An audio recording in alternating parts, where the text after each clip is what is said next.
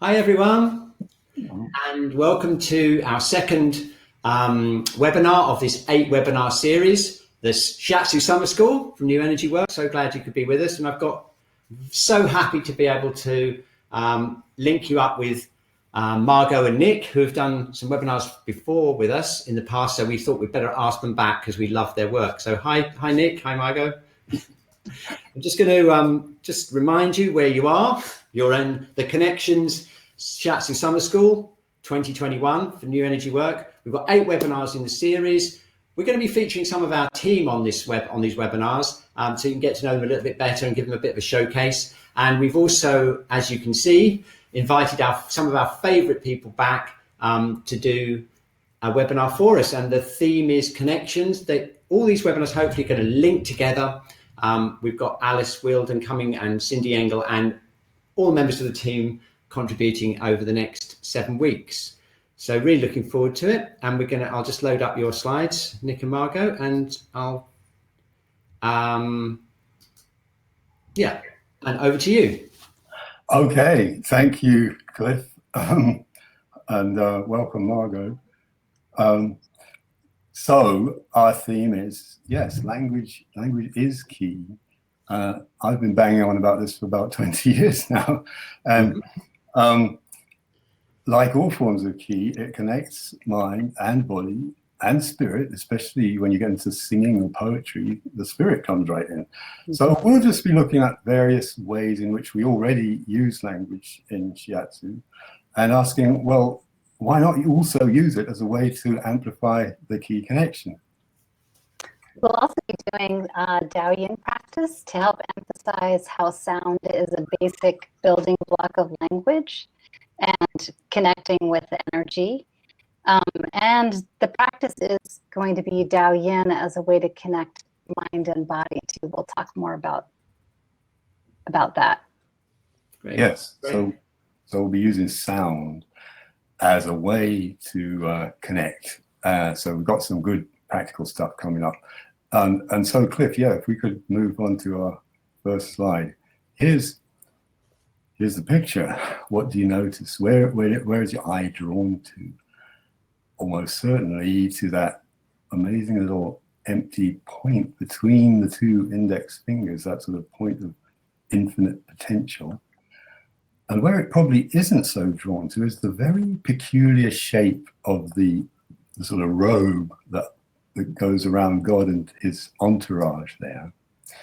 And a couple of neurologists have pointed out that the shape of that robe is actually exactly the same shape as the human brain. And we know that Michelangelo was a keen anatomist. And apparently there are various clues threaded into the Sistine Chapel ceiling to this. And so we thought this was a lovely visual metaphor for the way that the language can link mind and body. So what we're exploring in this webinar is this connection between the intellectual understanding that we have through language and the embodied understanding that we have through all the non-verbal ways that we experience ourselves and each other, which Cindy and Nicola will be going into later on in summer school. Yeah, the one thing that I love to do is make connections perhaps where there are or aren't any. So when I look at this, I'm also drawn to noticing that Adam is sitting on the earth, and then there's this space between the earth and heaven where God is. And it reminds me of that Taoist continuum of earth, person, and heaven, and how if we're living within the Tao, we're living within that sense of integration and harmony, and that we're part and an important part of this continuum between heaven and earth, between mind and body. So as I look at this drawing, it just reminds me of how embodiment practice and language practice can help us live within the Tao. Which Basti is talking about later on in the summer school. I was going to just to mention that, yeah, Basti's got a whole webinar on the Tao. I'm looking forward to that myself. Yeah, great. So that's going to link really well with this. Yeah, and so often in our culture, we live predominantly a lot of time in the mind, or if you're thinking of left and right hemispheres of the brain, on the left side. Yeah. And so these practices that we're talking about today, linking embodied practice with language, helps us to integrate those two.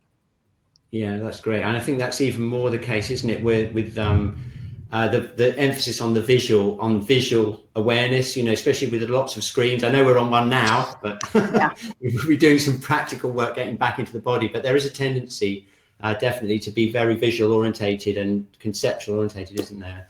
So it's, I think, essential. I think that's one of the reasons why Shiatsu is so popular, because it just takes you totally out of that zone there. Yeah, well, and moving on to the next slide, we have exactly that. When I wrote my book, I was very inspired by the work of Ian McGilchrist and his book, The Divided Brain. Actually, that's the name of the documentary about this book, The Divided Brain. Anyway, that's what we do in our modern culture. We keep the left and the right brain sort of rather apart from each other. And the thing that happens with clean language questions is that you begin to invite the left brain to listen to the right brain, rather than to sort of dominate it or ignore it, or even deny that it's there. So, yeah. Yeah, and another way to think of that is with the left brain to listen to the right brain is connecting language, which is the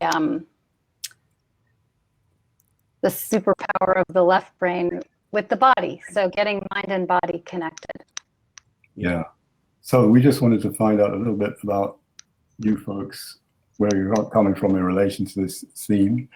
So we had one poll here. Have you now, or have you ever used any kind of talking therapy, maybe psychotherapy or counseling, maybe something like focusing that's more somatically oriented, nonviolent communication, or maybe a more body-oriented thing like Scaravelli yoga, which has fantastically sophisticated language in it. Just wanted to find out where they're at. Yeah, let's see.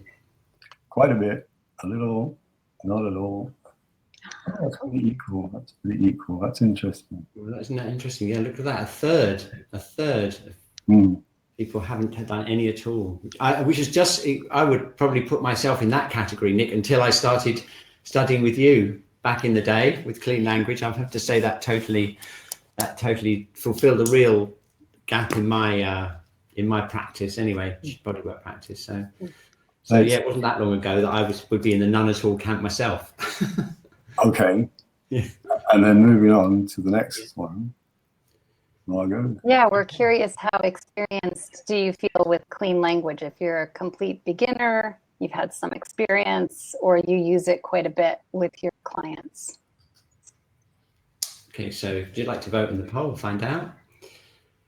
Yeah, I also want to welcome everybody. We've got such a diverse audience, and happy to be here with everybody. It's great, isn't it? Yeah. Yeah. Well, you might get some converts into clean language by the end of the webinar. I wouldn't be at all surprised. Okay, no, that's great. That's great. So okay, there we go. So only 7% say they use it a lot with clients. So that's relatively small. Fine. Okay. Super. So we just wanted to pause the slides there and just do a little warming up exercise. So as Margot said, later on we'll be going into a sort of deeper Taoyin sound practice using some clean language questions, and lying down if you're up for that, if you're down for that. You have a bit of a space on the floor. You can do it sitting, but just right now, if you just stay sitting, and we'll just do a little bit of work with the voice, humming, allowing a little bit of sound to come out. So Margot. Yeah, so a great way to start, since as Cliff was saying, we've become so visually oriented and outward oriented during this time. It's a nice way to just tune into ourselves by coming home to the body. So, and home to planet Earth, which is right below you. So if you would just tune into the fact that you are supported by the ground, however you're sitting. You might feel the contact of your feet with the ground, or maybe you're sitting on the floor, or maybe you're lying down. Just how is your body coming to rest on the ground and relate to the ground?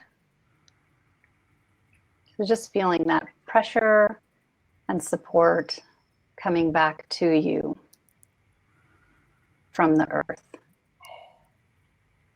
And also noticing that you are breathing.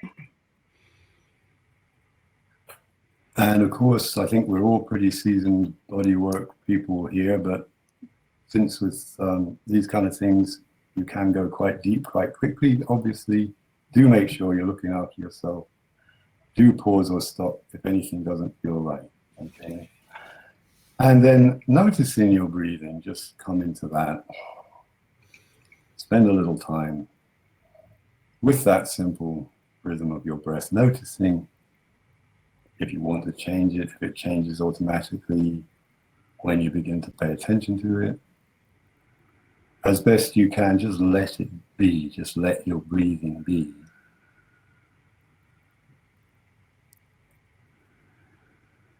Just noticing the in-breath and the out-breath.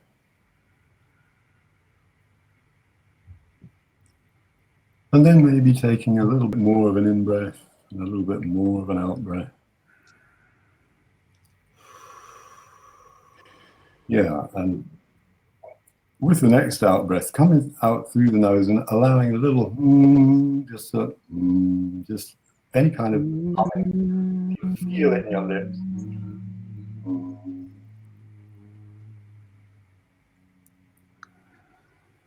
Just keep going back.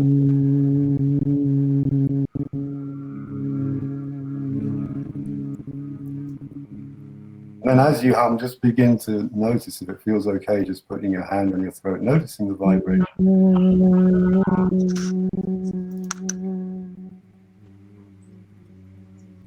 Your teeth, or your lips, or your jaw.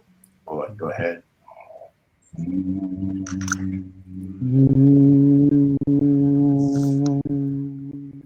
Maybe there's a note that wants to be sounded, or maybe it's just a sort of breath, more like humming. And how far into your body does that hum, does the vibration of the hum want to go?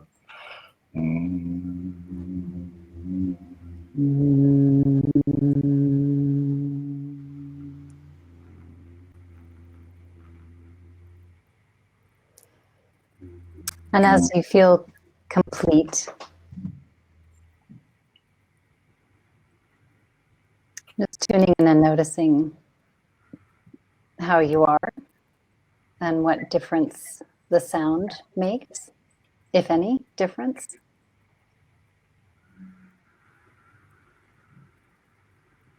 Amazing. They just heard the first rumble of thunder outside. They predicted storms for here in London. All right. And it resonated with my feeling. Well, there we are. Of me. Yeah. So how did that, if you want to put anything in the chat, folks, we were both in D. That's interesting. Thank you for telling. In D what? Yeah, okay, lovely.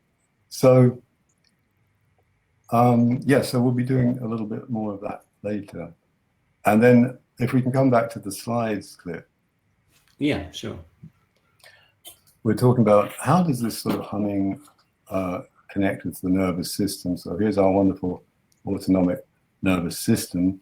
And I'm sure a lot of people listening in today will be aware of, have heard of Stephen Porges's polyvagal theory. I know you've done quite a bit on that. Yeah. Actually. And so just to recap very briefly, the vagus nerve is that part of the nervous system that brings information from the organs, the internal organs, to the brain. It's like a network of nerves, and it wanders all over the body, connecting all the organs, bringing information up to the brain. And about 80% of the information that flows through the vagus nerve goes up from body to brain. So that's, it's like its main job. Constantly updating us in the background, probably usually in the unconscious, on what's actually happening at the embodied level. especially when we begin to be close to, in proximity with another human body, then things really start to register. And of course, we get our expressions like gut feeling or what you feel in your heart from that intelligence that the vagus nerve is constantly bringing to the brain. And Stephen Porges's great sort of contribution to this is what he calls the social engagement system, recognizing that that upper part of the vagus network, going from diaphragm to lungs to heart to larynx to tongue and to the facial muscles, all connected, all more sophisticated, more recently evolved, the more human part of us, the part of us that feels comfortable engaging with language, engaging with other people, connecting with other people through language. And his other key point is, as soon as we stop feeling comfortable, as soon as we start feeling unsafe in any way, that language facility begins closing down, or the sounds become more aggressive or defensive or frightened. You hear this all the time, and babies make all kinds of noises, some joyful, some absolutely not joyful. And then they begin to get language and they realize, hey, they got a handle on this stuff. Anyway, the point for us as Shiatsu people is that you can use language to help your clients reconnect with that safe, comfortable sense of the self when they're doing what they're supposed to do, really, in any kind of therapy, which is, connecting with something that doesn't feel safe inside. Then they know that you're holding the space. These clean questions are gently inviting them to come back to a safe place where they can feel okay, mindfully approaching what might not feel safe. So that's the vagus nerve in a nutshell. Yes, absolutely. Yeah, absolutely. Yeah. Yeah, so we can use language to help us resonate with that aspect of the vagus nerve that helps us feel safe and relaxed too. Mm-hmm. I wanted to bring your attention, if you want to bring it there. I don't know how well you can see this slide, but there's the green lines describe the vagus nerve. And just take a look, before we go to the next slide, just take a look at where those green lines that represent the vagus nerve go. We see that it's coming to the eyes, to the tongue, as Nick was mentioning, the larynx to the heart, lungs, and diaphragm. And then we have a branch coming down into the gut. Yeah. So, Cliff, if we could have the next slide. Yeah. So as I mentioned earlier, I like to make connections. When I see the vagus nerve, I see the 3 dantian. Yeah. This diagram doesn't describe so much the upper dantian as well, because as you may know in studying Chinese medicine, the upper dantian is kind of situated behind the third eye. Mm-hmm. This one also has it at Bai Hui at Du 20. Mm. But the point being here that it's interesting to me to make this correlation between the plexus of the vagus nerve, which helps us feel connected with ourselves and with each other so that we can co-regulate with each other, and how these 3 dantian are also situated in this way. And so our practice today, the Daoyin practice that we'll be doing, is going to resonate with these 3 zones using sound. And we know that humming helps to downregulate the sympathetic nervous system and helps us feel like we want to stay and play and hang out. So we'll be making sounds with this Daoyin practice. Also, again, just this idea of the Tao, this integration of these 3 dantian, as we feel more integrated in our own lives with nature and with each other and with ourselves. So great. Sounds great. Thank you. Yeah, it's great. I've done quite a lot of work with the vagus nerve, but I've not seen that picture so clearly related there. And it's very interesting the way that it comes into the lower burner and the upper burner, isn't it? It's just interesting the way that it's kind of grouped like that. Yeah. Well, that's its job, really, is to constantly provide that kind of gut level information to the brain. It's just that because we live so much in the conceptual brain, in the left brain, in the verbal mind, that we get in the habit of blocking it out. Even when we did that little vibration exercise, something changes in your awareness of yourself because you're not using language suddenly. Yeah. The other little piece of this is, as you all might associate these three dantian with the three treasures of the Jing, the Qi, and the Shen. And so again, you know, to live a really juicy life, the integration of all three, and to have that continuum flowing as our essence manifesting as spirit, how we relate and present ourselves to the world. Absolutely. And I think the thing that really struck me when I got into all this stuff was just how it kind of explains that very primitive experience when you do body work, especially on the abdomen, where you actually you reduce the tension in the abdomen, in the internal organs, and that feeling of release instantly gives the client a sense of feeling relaxed and safe, and you know, and the polyvagal thing and the vagal nerve just totally explains that. You know, like Nick was saying, that 80%. You basically, when you touch the hara and you just do some simple holding there, just you've got 80% of those messages are going up into the brain at an unconscious level, saying, you know, that that they're safe. You know. Yes. Yeah. So we've got a request for the slide. Screen. Yeah. Do you want to see this like this? No. The slide, not us. Oh, the slide full screen. Oh, I'm terribly sorry. I can do that too. Just hang on 1 second. Yeah, I can spotlight the slide. Here we go. There you go. Does that help? Yeah, that probably does help because I know a lot of the people tuning in. Thank you very much for tuning in, by the way. I know a lot of you probably watching on a mobile device like a phone or an iPad where you've got limited screen estate, as it's called. So it's probably good to have a big picture of it like that. So there you go. You've got that really nice correlation there between the green vagal nerve, parasympathetic fibers, and the dantians. Okay, so the question is, as you were saying, Cliff, if we can go on to the next slide. Yeah. When you put your hand on somebody's hara, there's such immediate, direct communication, connection, resonance.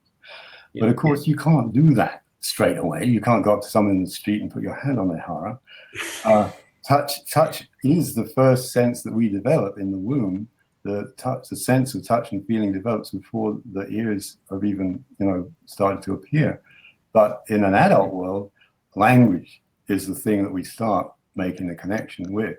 And of course, even in our Shiatsu practice or in acupuncture, we start by talking. So first of all, there might be some social conversation, especially in England, talking about the weather. Anything that we, that helps through words to get a sense of connection that's what social connection is with language. Then there's also, of course, agreeing what we're actually doing, how much person's going to pay, how long they get, and so on, all the professional contract stuff, but also sort of micro contracting, which is going on very often at a more unconscious level. Little sense that you pick up as a practitioner, maybe the person doesn't actually feel all that safe in your treatment room. What's going on? Once I worked in an addiction center, and one woman came in, she was happy to lie down, and I closed the door, and then something froze. And she just said, "Could you open the door, please?" So I opened the door, and she relaxed. It was like telling me something about old trauma for her. Yeah. Being sensitive to those micro contracts. And then Margot. Yeah, as an acupuncturist, I don't know how many questions you all ask your clients, but we ask a lot of questions going through all of the systems. So that's another way that we use language. We ask a lot of questions. So what I've loved about studying with Nick is asking those questions with a little shift of intention and asking them in a different way too. And it's been quite revealing to do it that way. So we also offer directions and recommendations and suggestions And again, here, clean language can be super useful. You just amp up your language. You're already using it. You just use it more mindfully and in a way that helps your client connect with themselves. That's the beauty of it.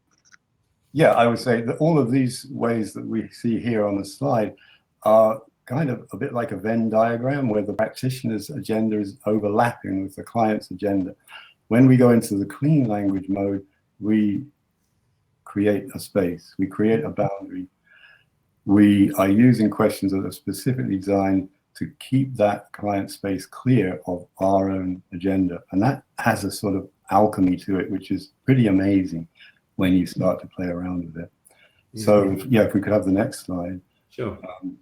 Then the question is, well, how does clean language cultivate resonance and this connection that we're talking about?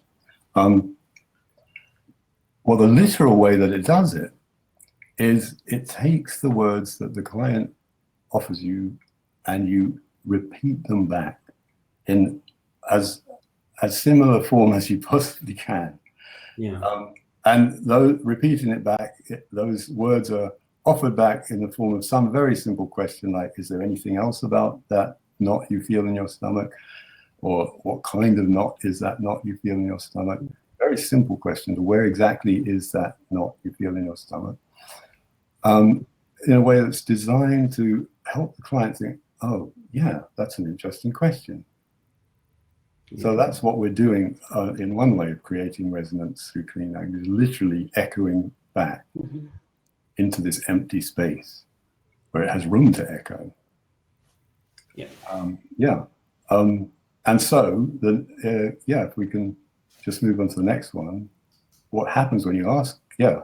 Yeah, so the questions themselves invite the left and the right brain to talk to each other. Often when you ask people clean questions, if you've done it, you've noticed that they pause there and they're kind of searching between for the answer.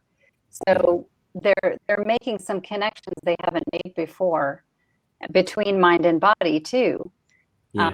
And then of course they're developing a resonance within themselves, which is so cool. That's one of the things that I found most difficult to adjust to right at the beginning, because sometimes those silences go on for, they seem to go on, they're probably only like 10 or 20 seconds, but they seem to go on forever.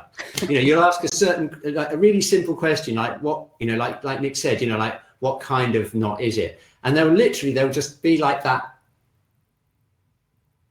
And you'll be sitting there going, well, you kind of get used to being comfortable in that space, don't you, after a while? But it does take a bit of getting used to. You do, if you've got the theoretical backup, like the vagus nerve, you know what's actually happening. Yeah, exactly. Yeah, that's the difference, isn't it? Yeah, the left brain is searching for some kind of word that might describe this odd feeling that doesn't really have a word for it. Yeah. Or what's a knot in the stomach? You have to actually go into the feeling. So the next slide is all about that. Okay, cool. Getting used to this sense of silence. There it is, yeah. And of course, silence can be a sign of deep presence. It can also be a very uncomfortable place. A person who's very uncomfortable with silence. We've all had clients, I think, who seem to talk and talk and talk as a way of not getting into any embodied sense of the self. Yeah. And it's when we have that embodied sense that being in the silence is much more comfortable. You can really relax into it. Nick, I think for our time, we might move on to our Daoyin practice. Would that be okay? Yeah, sure. Okay. Absolutely. Now that you know about silence, we can and we'll practice with into the practice. Okay. We'll practice with silence. So I think there's another slide. Yes, Daoyin characters. There we go. Okay. Yeah. All right. Are you ready? We're going to get into the tofu and potatoes now. So Daoyin, what is this thing that we've been talking about, this therapeutic movement practice from ancient China? Just to jump right into it, I wanted to share these two characters that describe the meaning of this practice. On the left side, that character is Dao, and it speaks of a way to see and understand oneself by taking measure of oneself. So with that sense of measure, you can think of your length and your weight and your width, but you can also think metaphorically of taking measure of yourself too. On the right side is the character for yin, which describes a bow and an arrow. So that is speaking to an idea of stretching and pulling something, but also aiming it at a particular intention. So this practice is about moving the body so that we can come to see and understand ourselves a little more clearly through movement and attention and breathing as well. And today we're adding in sound to that because we want to resonate with those three dantian as a way of activating that vagus nerve and then seeing what happens from that. We're going to also just sit in the silence after the practice and see how that is. Yeah, and I'll be weaving in a few clean questions as we go. Okay. And the important thing is, as I always say to my clients, that maybe a question will work, maybe it doesn't work. If it doesn't work, don't worry. Don't try to get an answer. What we're looking for here is allowing yourself to be in that silent place where something just pops into your head in response to a question, hopefully. Let's see how we go. Yeah, if nothing pops in, that's totally fine too, because sometimes, as Cliff was saying, you know, you can see that we're searching for a way to connect the left language brain with the right sensing brain. And sometimes that takes a little time. So hopefully this will be just the right amount of time for you. So this practice is best done lying down. But if that's not possible for you, it's fine to stay seated, however you're seated. If you would like to come to lying down, please do. And if you find when you get there that you'd be more comfortable with a cushion under your head or under your knees or both, that's lovely too. You can support yourself if you want. Optimally, you just rest on the ground without any props. Thank you, Cliff. This is already my most favorite webinar so far. I like this bit. Yeah. Isn't it lovely to come lie down in the daytime or the evening before bed? It's fantastic. Yeah. We rehearsed this earlier, me lying down and Margot talking it through, and when I got up, I could hardly speak. So as you can see, Cliff has his feet standing, and that's fine. If that's what's comfortable on your back, or that's just what feels natural, then do that. Or you can extend your legs long. And no matter what position you're in or how you're oriented, yes, thank you, Cliff, you can start to tune in. And here we'll do what I call a punctuated body scan. Usually we start at the feet and slowly move our attention up, but today we're just going to notice if anything comes into the foreground of your attention. As you feel your body relating to the earth and coming to rest on it, you can notice how you're relating to the ground. Some parts of you will be touching the ground and some parts won't.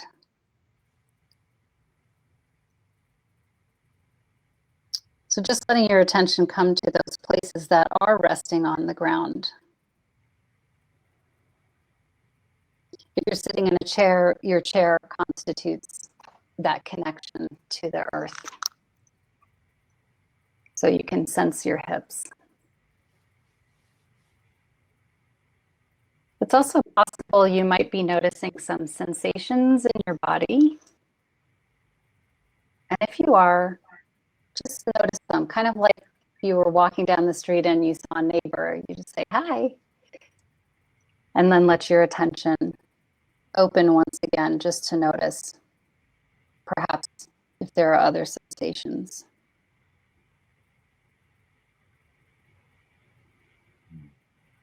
And finally, just tuning into the fact that you're breathing.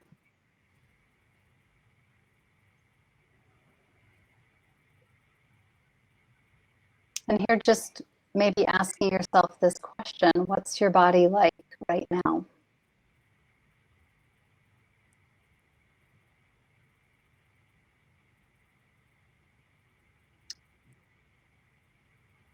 So we'll be making 3 distinct sounds as we work through the 3 distinct dantian. The first sound will be the sound ah, A-H. That will be for the lower dantian. The second sound will be ma, M-A. That will be for the middle dantian at the chest. And the third sound will be om, O-M. And that will be at the head.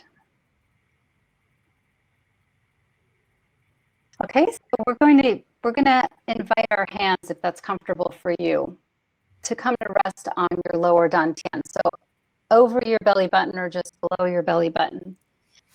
1 or 2 hands, if that's okay for you. And here, just sensing that you are breathing. You might notice that area is responding to the flow of the breath. Maybe as you inhale, that area rises up. And as you exhale, that area returns back towards your back. Or you might not notice any movement as you breathe. But just let yourself tune in and check that out. Then on your own here, taking a breath in, as you come to exhale, exhaling out the mouth the sound ah. It might be a musical note or it just might be the sound ah as you breathe out.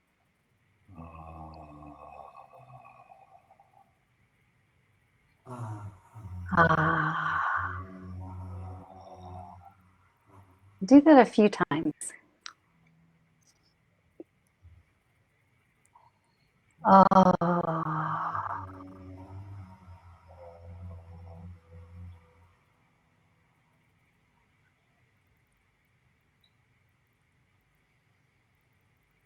Maybe another time or 2, just to get into the feeling of the vibration in the body. Ah. Vibrating those vocal cords. Ah.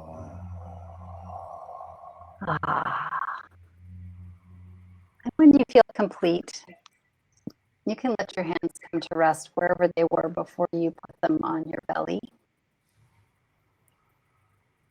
And check in again. How are you relating to the ground? It might be different, it might be the same. Noticing any sensations that may have arisen or amplified or gone away.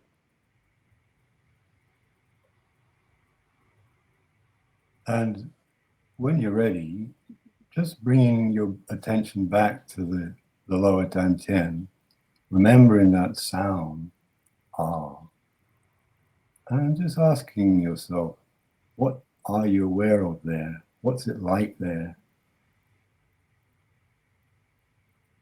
Noticing if any image or word pops into your head in relation to that sound in that part of your body. What's it like there?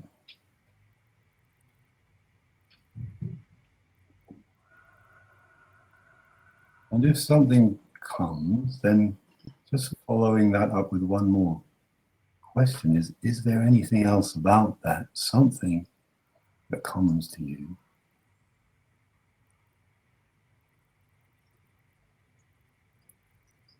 And noticing what happens. And then when you're ready, letting that go. And we move on. And you can come to place a hand or both hands or no hands on your chest. Anywhere on your chest that feels comfortable for you to rest a hand. So this is the middle dantian, the field of chi. tuning into the fact that you're breathing.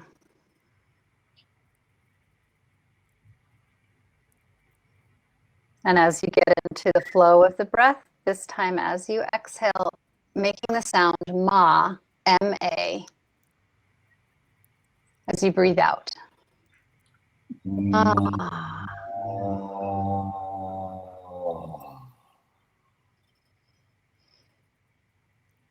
Ma.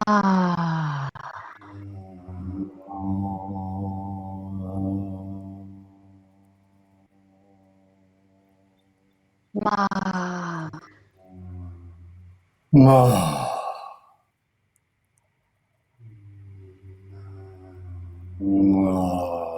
Ma. Feeling the vibrations in the chest as the sound comes out. Ma. Ma. Maybe noticing if other parts of your body vibrate with that. Ma. Ma. And as you feel complete with that, once again, you can let your hand come to rest wherever it began. And check in with how your body's relating to the ground. Maybe it's different, maybe it isn't. Check in too with any sensations that have arisen or amplified or maybe gone away, changed somehow. And when you're ready, let's just get curious about what it's like there now in your chest. Bringing your attention to that part of you, remembering the sound, ma, spending a little time there in this sort of deep presence of silence. And in that silence, maybe something comes. A word or an image, maybe even a memory. What it's like here in your chest now. And if something comes, then maybe asking, where exactly is that something in your chest?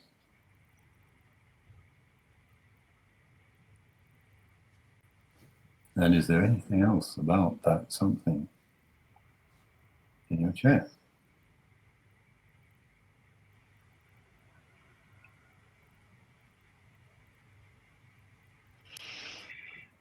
Yes, and just checking in since we've been here a bit. If you've been lying down or sitting, if there's any part of you that would like to shift position just to feel more comfortable, please let yourself do that.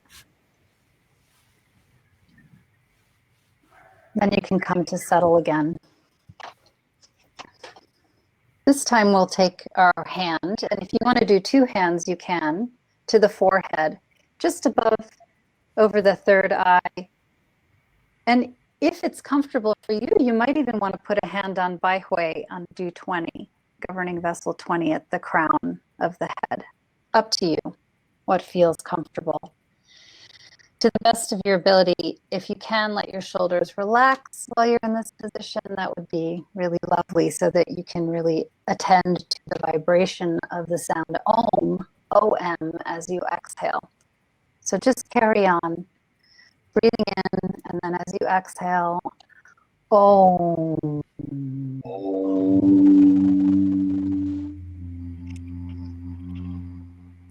Om. Om.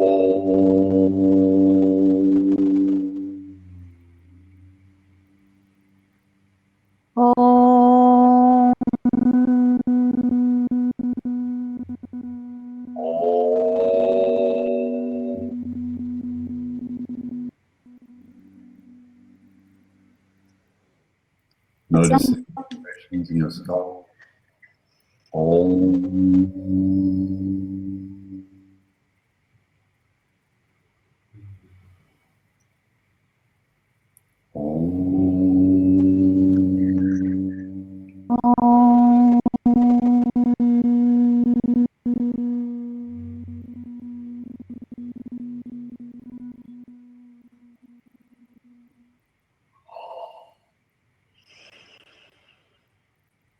like ringing a singing bowl or a singing bell. The vibration peaks and then declines and is absorbed into silence. And in that silence, again, just getting curious, bringing your attention to this whole area of your head, your skull, your face, your eyes, your ears, scalp, brain. And what's it like? What's it like there? As you stay with this and remember the sound Om, is there anything that pops in, a word or an image here, to describe your sense of how this part of your body?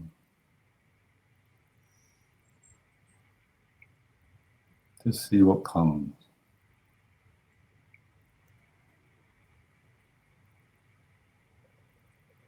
And if there is something that you notice,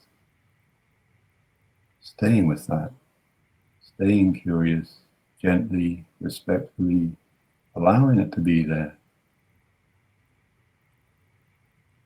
And is there anything else about that? Something that's there in your head?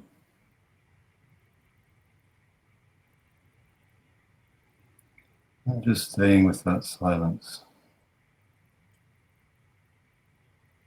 for as long as you need.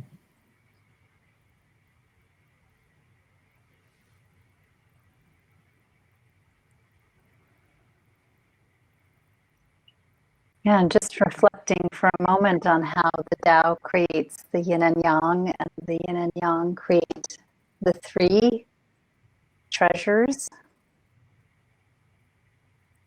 and how everything comes from that and returns to the Tao. We invite you just to rest, maybe for like 15 seconds in silence here. So your arms and legs are positioned in a way that's comfortable for you, and you can just perhaps rest in the silence. And it's kind of like you just had a shiatsu treatment. Things are still in process, allowing things to happen, connections to be made. Just bringing that deep healing presence to yourself in the silence.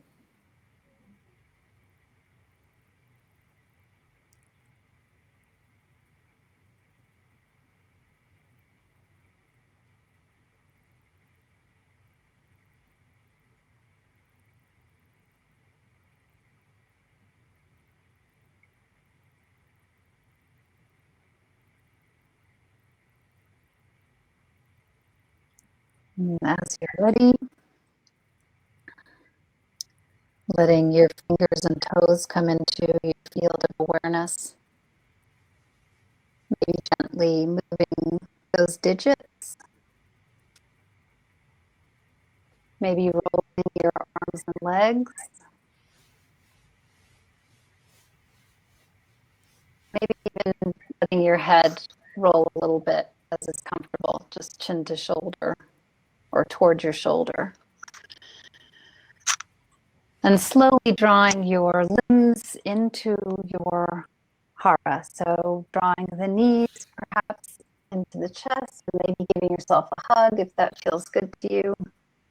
Maybe rocking side to side or along the length of your spine. And then slowly finding your way to a side, whichever side calls you, left or right. And come to rest on your side. Maybe put your arm under your head for support. Just rest here for a moment before we transition up to sitting.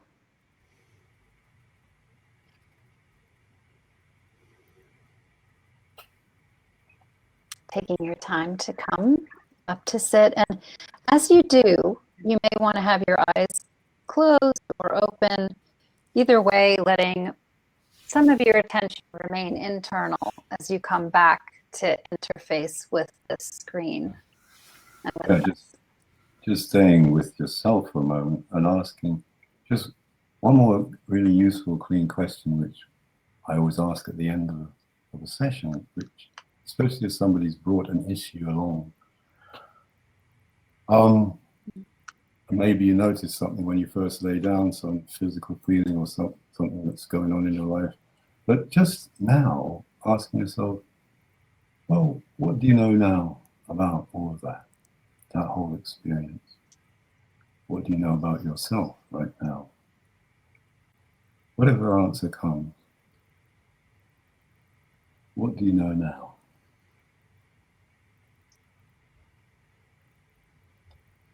And if you do know something and you want to put it in the chat, that would be good. If we were thinking it might be good just to ask you a couple of clean questions. Yeah, sure. Yeah. So if we just go from that question, what do you know now? Well, first of all, I'm sure I'm probably chime with lots of other people on this webinar. I just want to thank you so much for that. It was just such a treat to be able to do that. It was really very powerful. And I think for me, there's such a lot, but to summarize it, basically, I felt, because I had a bicycle accident a couple of weeks ago and I did injure this area here. There's a lot of emotions going on around here that I was processing when we went to the middle dantian, whereas the lower dantian basically just spread out and became more stable. And then when we went to the upper dantian, I just felt it expanding, and it was just a really nice feeling of expansion. And what happened for me was basically those areas that weren't injured, they kind of like supported and sort of nourished this area here and allowed lots of processing to go on in this area here. So that was quite an amazing experience I had there. Well, it's not over yet. If you're willing to stay with one more clear question. Sure, yeah, go ahead. So yes, that's beautiful. The way when we start connecting different parts of the body, we find the resources coming in to help the parts that need. Yeah, that's it. And so there's kind of some processing still going on around the chest and the shoulder. And is there anything else about that processing? Yeah, it's hot. It's a hot thing, heat. And where exactly is the hot? It's all around here. Yeah. It feels hot, and I had the color red come up. Yeah. It's like red and hot. Red and hot. Yeah. And if you just stay with red and hot there in your chest and breathe a bit. Let's take the time, to do the simple mindfulness bit. It's not so much clean language, it's just mindfulness, staying present with what's red and hot in the chest. And just see what happens. Take a moment. Breathe. As if you're saying hello to the red and the hot and the processing.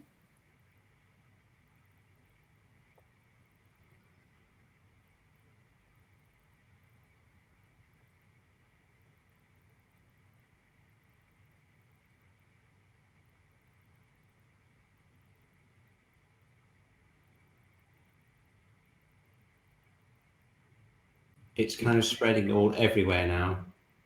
The hot feeling. The hot feeling, yeah. Is that okay? Yeah, it's quite emotional. It's kind of like something along the lines of like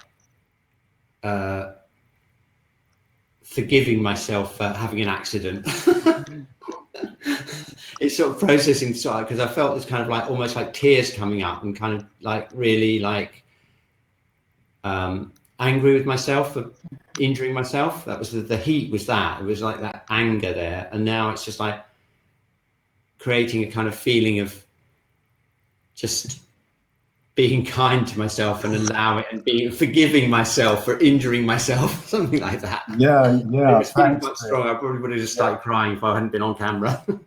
No, but thanks so much. Is that an okay place to finish? Yeah, that's fine. Yeah, thank you so much. It really was useful, really useful. But it makes the point how, so many of our clients come with stuff they are conceiving of or experiencing as physical, especially after an accident. Yeah. Just a few questions on this wonderful Dao Yin process allows that to translate into all the other stuff that's going on and what still needs to happen, like forgiveness or whatever. Yeah. I'm so grateful to you, Cliff, for giving us an example. Well, no, thank you. It's entirely me thanking you. That's just, I hadn't really got in touch with that before, that real feeling of annoyance with myself. Yeah. Yeah, it's great. Thank you so much. Thank you, Cliff. That's really beautiful. I'm glad you felt safe enough to share that. And Yeah, what a gift. Lying down for half an hour is always my favorite activity. Well, we just wanted to check if there's any questions from folks. Yeah, let's just see if we get any questions. I just want to honor some of these beautiful comments that were shared in the chat. And for some people, maybe that didn't connect for you, and that's fine, because it's pretty esoteric stuff, and the more you do it, the more you start to let it kind of soak into your root system, and then it can get really powerful. Yeah. Powerful. Yeah, of course, with a group like this, we're all shiatsu practitioners here, it's pretty likely to go in somewhere.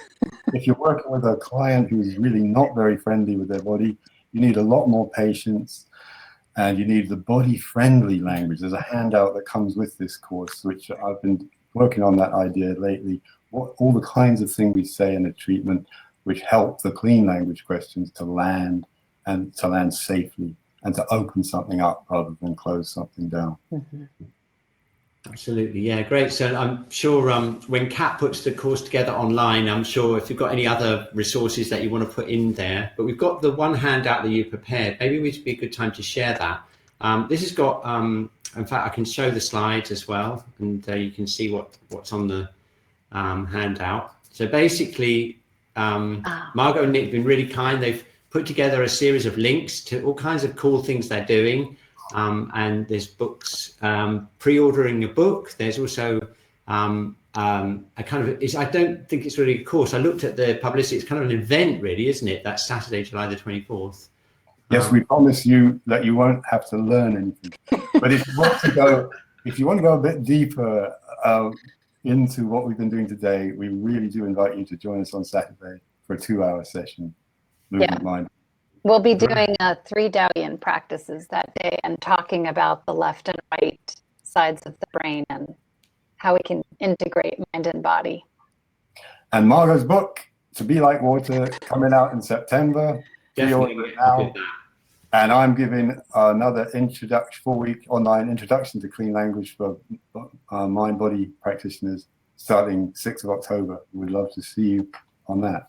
Yeah, and if you haven't studied clean language before, it really works really well on Zoom, actually, doesn't it, Nick? I know that. Yeah. So I really encourage you to do that. It really will. Well, as I told you at the time, it really transformed my whole shiatsu practice. It's the base, just those basic questions. It's unbelievably powerful. Really, it's incredible. So pretty zen. Nick, you mentioned body-friendly language. That's not in the handout that I sent to Cliff. Yeah, there is another one. I sent it in to Kat. Okay. So yes, check out the online course and that we're putting together. Well, Kat's putting it together, and you can see a recording of this video. And if there's anything else, and we're basically asking all the presenters if they've got any interesting stuff to put in, and then it'll be there forever, so you can go in there and check it out. So. Great. Okay, let's have a look. You can get in touch with us. That's my website, nickpole.com, and Margot is margotrossi.com.